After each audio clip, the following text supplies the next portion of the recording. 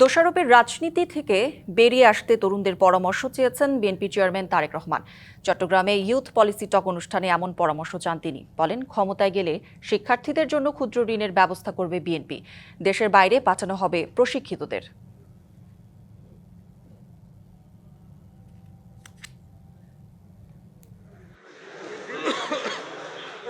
রবিবার সকাল 10টার পর চট্টগ্রামের একটি হোটেলে শুরু হয় ইউথ পলিসি টক। এতে অংশ নেন নগরীর বিভিন্ন বিশ্ববিদ্যালয় ও কলেজের 3 শতাধিক শিক্ষার্থী। তাদের বিভিন্ন প্রশ্নের উত্তর দেন বিএনপির চেয়ারম্যান তারেক রহমান। এ সময় তিনি বলেন, সরকার গঠন করতে পারলে দুর্নীতি রোধে কাজ করবে বিএনপি। প্রত্যেকটি খাতে অটোমেশন কার্যকর করা গেলে কমে আসবে দুর্নীতি।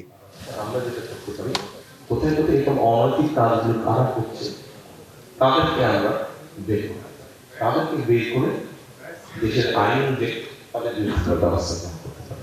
বিএনপি একটি রাজনৈতিক দল, তাই প্রতিশ্রুতি দিয়ে তা পূরণ করতে না পারলে হারাতে হবে জনসমর্থন।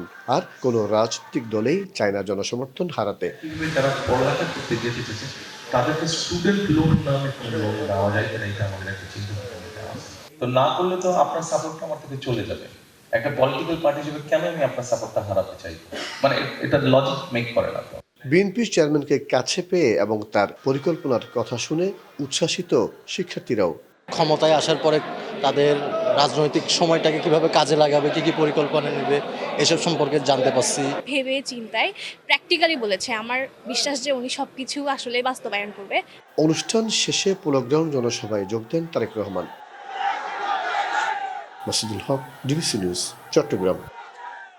বিদেশ থেকে দেশে রেমিটেন্সের টাকা আসে নিরাপদে, তাই আজই আপনার আপন